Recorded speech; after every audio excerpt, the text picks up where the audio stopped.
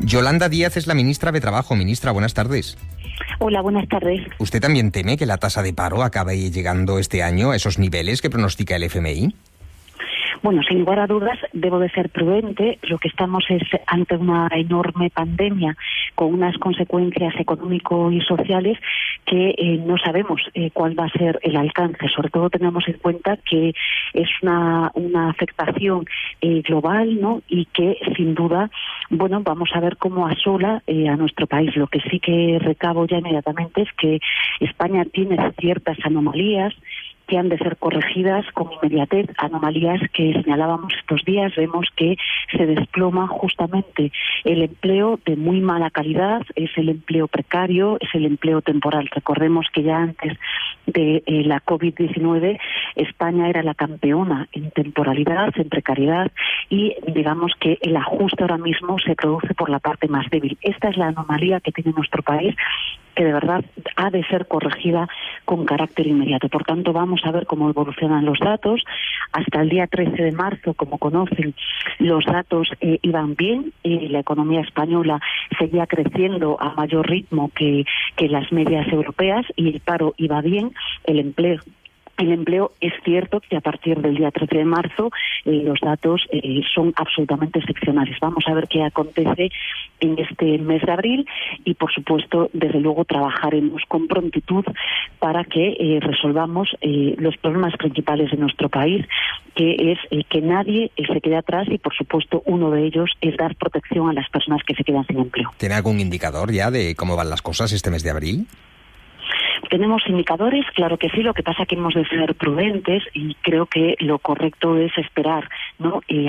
Al cierre del mes de abril. Piensen que lo natural hubiera sido, ¿no?, que así como el mes de febrero siempre, ¿no?, en las series históricas es malo en términos de paro, lo normal hubiera sido que el mes de marzo hubiera sido un mes puente y ya era un abril, ¿no?, con una Semana Santa activa que nos diera buenas cifras. Esto no se va a producir, eso sí lo puedo afirmar sin lugar a dudas, y vamos a ver la incorporación que tenemos de muchas personas que no han entrado en las cifras de paro registrado del mes anterior. Piensen que las personas disponen de un lapso temporal de 10 días y, por tanto, es probable que notemos, ¿no?, el incremento, como ya señalábamos cuando comparecimos para explicar este dato, pues se note en este mes de abril.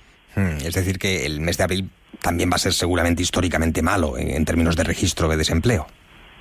No puedo darle cifras, ¿no? Insisto que hasta que se cierre el ejercicio, el mes, no puedo darlas, pero vamos, mi apreciación personal con absoluta prudencia es que los datos volverán a ser excepcionales. Es decir, nos encontraremos con una mala situación en términos de paro. Porque no le pregunto otra vez por las cifras del FMI, pero es que es llamativo. El FMI pronostica al final de año una tasa de paro media del 20,8%, cito de memoria. Eso quiere decir que España, esa es la media, que tendríamos picos de tasa de desempleo de incluso el 30% en algún trimestre. ¿Ese es el escenario en el que nos movemos? Bueno, desde el arranque de la pandemia de la COVID-19 hubo y hay, ¿no?, previsiones de todo tipo, todo tipo de organismos internacionales, entidades financieras, que hacen previsiones en torno a cuántos puntos de caída de PIB vamos a tener, cuánta afectación en el empleo, en fin, cuántas destrucciones de empresas. Bueno, yo creo que hemos de ser prudentes y esperar, y vamos a ver, desde luego, cómo avanzan estos meses, si digamos que lo que está haciendo el Gobierno de España es implementar unas medidas, ¿no?, que sin lugar a dudas, ¿no?, nos colocan en lo más avanzado de los Estados de la Unión, y lo que estamos haciendo, fíjese, es tomar medidas que, de no haberse tomado, desde luego hubieran colocado a nuestro país en una situación peor, ¿no? Por hablar claro, es decir, las medidas de los ERTES con la flexibilización de los mismos, ¿no?, el modelo simplificado, que saben ustedes que se aprobó el 27 de marzo, es decir, muy recientemente, de no haber aplicado y desarrollado estas políticas, sin lugar a dudas, el desplome en el empleo hubiera sido muchísimo peor. Por tanto, me parece que vamos en la buena dirección, con prudencia, pero estamos tomando todo tipo de medidas, como dice el presidente, para que nadie se quede atrás en España. El gobierno, no sé si usted me corrige, con la promoción o los incentivos a los expedientes de regulación temporal de empleo, lo que pretendía es establecer una suerte de red para intentar que en la medida de lo posible las empresas no despidieran, sino que suspendieran temporalmente sus empleos. El problema, me venía a decir usted, es que en España hay tanta temporalidad, tantos contratos temporales, que esos no se sujetan a ERTEs y directamente se extinguen, y eso es lo que explicaría el pronóstico del FMI o el hecho de que los datos de paro estén siendo tan malos. Sí, pero fíjese, o sea, si me permite, el incremento del paro registrado yo creo que hasta sorprendió en el mes de marzo, porque estamos en 302.000 parados más, ¿no? Y también es cierto que había previsiones que preveían que el escenario iba a ser muchísimo peor de lo que ya tenemos, de esos 302.000, ¿no? Pero es que entre las medidas que ha adoptado el Gobierno de España también se ha señalado justamente los contratos temporales para que sean interrumpidos y continúen a posteriori. Es cierto, como usted señala, que los contratos sujetos a, por ejemplo, parcialidad, afectan a muchísimas mujeres. Contratos hiperprecarios no son capaces de sostenerse a este mecanismo de los expedientes de regulación temporal de empleo. Pero vuelvo a repetir, si me permite, ha sido un acierto, y tal acierto es que los datos que tenemos hoy, no en toda España, pues aseveran que ha sido correcto.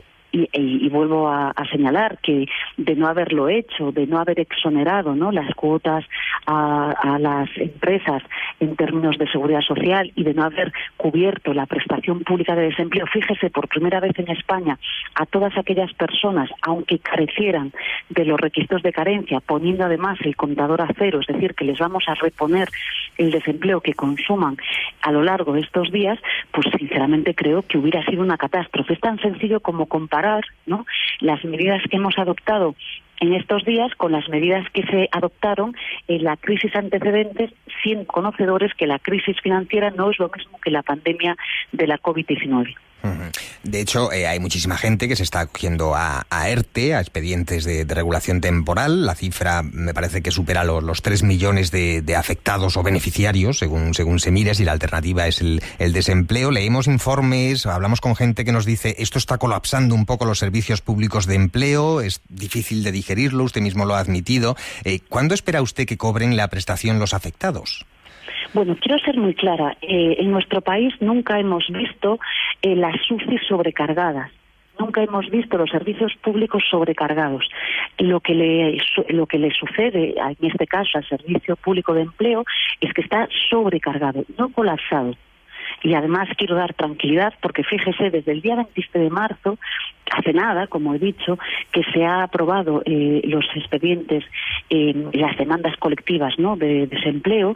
El ritmo diario de aprobación de prestaciones es tremendo, es decir, nunca en la historia de España se ha producido. Le voy a dar un dato para que la audiencia lo tenga. Por ejemplo, el día de ayer, el lunes de Pascua, han entrado en el servicio estatal 124.541 expedientes, y han resuelto los empleados y empleadas públicas, fíjese, 115.293, y vamos a un ritmo diario, le voy a dar una cifra aproximada, de 80.000 desde el día 27 de marzo. Por tanto, demuestra que el mecanismo es muy eficaz, que claro que hay sobrecarga en los propios servicios. Fíjese que estamos atendiendo en unas malas condiciones. Los funcionarios y funcionarias públicas no están en las oficinas, están en sus casas con teletrabajo, y a pesar de eso, para que lo sepa la ciudadanía, para que lo recuerden cuando aplaudimos a los sanitarios y a muchos otros colectivos, ellos están trabajando hasta los sábados, los domingos, y han hecho una excepción el domingo 12, el domingo de resurrección, que no han trabajado, pero están trabajando, si me permite, a destajo, y quiero reconocerlo. Y no va a haber retraso en el pago de las prestaciones. Saben ustedes que el sistema del SEPE igual que otras administraciones públicas, las nóminas se pagan el día 10 de cada mes, ¿de acuerdo? Pues en la ocasión, en el mes pasado, como saben, gracias a un acuerdo al que hemos llegado con las entidades financieras, hemos adelantado el pago de la nómina, que ha sido por un importe de 1.215 millones de euros, lo hemos hecho el viernes 3 de abril. Por tanto, tranquilidad, hay sobrecarga, obviamente, en los empleados públicos y empleadas públicas, pero todo el mundo va a cobrar sus prestaciones. Insisto, llevamos escasamente ni 15 días desde que se ha aprobado este sistema, y créanme que se va reconociendo a un ritmo histórico. Y quiero señalar también que, igual que hablamos de los recortes en sanidad, estamos con una plantilla en el SEPE diezmada. Nos encontramos con una plantilla que ha perdido 2.500 efectivos, un tercio de la misma. Por tanto, en malas condiciones. Creo que para la reconstrucción, para el día después, también debe ser un gran aprendizaje. No podemos recortar en lo público, en los empleados y empleadas. Hemos de dar seguridad, solvencia y, por supuesto, dotar todos los equipos públicos para que puedan prestar servicios públicos de calidad. Se ha advertido que este es un servicio clave. Ministra, para quienes nos estén escuchando y a lo mejor están pendientes de que se tramite su ERTE, ¿pueden esperar a cobrar la prestación antes del 10 de mayo, entonces? Vamos a ver, quiero aclarar una cosa más, porque, como saben, tenemos 17 autoridades laborales, ¿de acuerdo? Es decir, al margen de la competencia que tiene el Gobierno de España, que tiene una competencia exclusiva en una serie de ERTEs, las autoridades laborales tienen unos plazos para resolver los expedientes. Y quiero aquí también transmitirle a la audiencia, ya que nos dan la ocasión, pues, por ejemplo, hay comunidades autónomas como la comunidad a la que yo pertenezco, que es Galicia, que ha modificado el procedimiento que ha establecido el Gobierno de España y ha alargado el plazo de resolución de los expedientes de ERTE hasta 10 días hábiles. Alargar el expediente en 10 días hábiles, permítame que le diga, aproximadamente es alargar o retrasar la tramitación de este expediente en la Autoridad Laboral Gallega 15 días. Lo que quiere decir que las prestaciones públicas de desempleo por la toma de decisión de esta comunidad autónoma va a retrasarse en el SEPE 15 días. Quiero aprovechar también esta ocasión para explicarlo. Por tanto, todo el mundo va a cobrar, por supuesto, su prestación, y créanme, si hacen ustedes hemeroteca, ha habido momentos semejantes en España, y el ritmo de resolución de expedientes, insisto, en el día de ayer, como le he señalado, le he dado el dato oficial, entraron más de 124.000 expedientes y hemos resuelto 115.293, y aprovecho para darle las gracias al personal del SEPE. Ministra, hablando de Galicia y de ERTE, hay una empresa en concreto, Inditex, 50.000 empleos en España, que pese a tener sus tiendas cerradas, sigue pagando las nóminas de sus empleados. De momento no ha querido acogerse a los expedientes de regulación temporal de empleo. ¿Está actuando de manera ejemplar? Se lo digo porque sabe usted que a veces desde la izquierda se ha criticado a Amancio Ortega. ¿Usted cómo lo ve? Bueno, yo, como además soy gallega y soy usuaria de las tiendas de Zara, he dicho siempre, ya en el mes pasado lo hemos conocido, creo que, claro que sí, es un ejemplo para las restantes empresas, porque créame, yo creo que como todas las crisis no son desiguales, y hay empresas, grandes empresas, como es el caso de Inditex, que obviamente pueden aguantar mucho más. Hay empresas que están repartiendo dividendos. Entonces, yo creo que de esta crisis, ¿no?, todo el mundo debe de hacer sacrificios, y de verdad que creo que es muy positivo que Inditex efectivamente, nos diga, ¿no?, que hay otra manera de hacer las cosas. Y desde luego aprovecho esta ocasión para señalar que las empresas, por favor, no las grandes, por favor, también sean ejemplares, ¿no? Creo que el problema lo tenemos en las pequeñas empresas, en los autónomos, en entidades, ¿no?, que lo están pasando realmente mal. Por tanto, creo que es muy saludable la decisión que ha tomado Inditex de, por supuesto, no acometer a un ERTE, no hacer esto. Imagínense, ¿no?, los recursos públicos que costarían, con los impuestos de todos y todas, el ERTE de una empresa tan grande en España como es Inditex. Por tanto, creo que han de sumarse más empresas. Ministra, marcha para quienes no reciben ninguna ayuda. Sabemos que el gobierno está planeando una renta mínima, la renta mínima permanente. ¿Sabe usted que ha habido, no sé si disparidad de criterios, pero desde luego opiniones enfrentadas o intervenciones enfrentadas? Pablo Iglesias anunciaba hace unos días a ONGs y sindicatos que habría algún tipo de fórmula extraordinaria, inmediata. Después el ministro Escrivá ha dicho que no, que hay que esperar a que cuadre la fórmula final. ¿Usted qué opina? ¿Habría que intentar tener una fórmula ya o hay que esperar, como dice el señor Escrivá?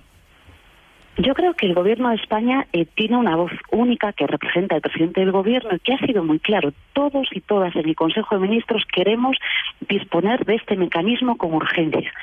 Y lo dice una persona que sufre las consecuencias ahora mismo, que representa al Gobierno una pequeña parte, pero que ve como hay una parte de vulnerabilidad, ¿no?, que queda fuera de la amortiguación social. Por tanto, lo que tengo clarísimo es que todo el Gobierno está de acuerdo con esta propuesta.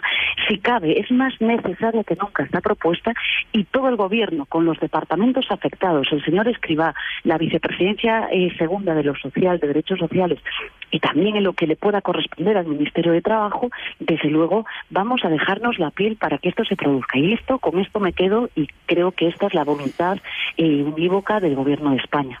El rey le ha citado, creo, el lunes en Zarzuela. Hasta ahora sus reuniones, las del jefe del Estado con ministros, habían sido con ministros del PSOE. ¿Hay malestar entre los ministros de Unidas Podemos porque Zarzuela no les haya llamado hasta ahora? Desde luego, en absoluto. A mí me han llamado ayer y, como he hecho siempre, siempre que he visitado al jefe del Estado, al rey, he ido en calidad de portavoz parlamentaria. En esta ocasión, el lunes, iré en calidad del ministro del Ministerio de Trabajo y de Economía Social. Acudiré, me han llamado ayer y desde luego no hay ningún malestar, faltaría más, en absoluto. Y llevaremos una agenda para trabajar con el jefe del Estado, como es nuestra obligación. Yolanda Díaz, ministra de Trabajo, muchísimas gracias por haber atendido la llamada de Radio Nacional de España. Un saludiño, gracias.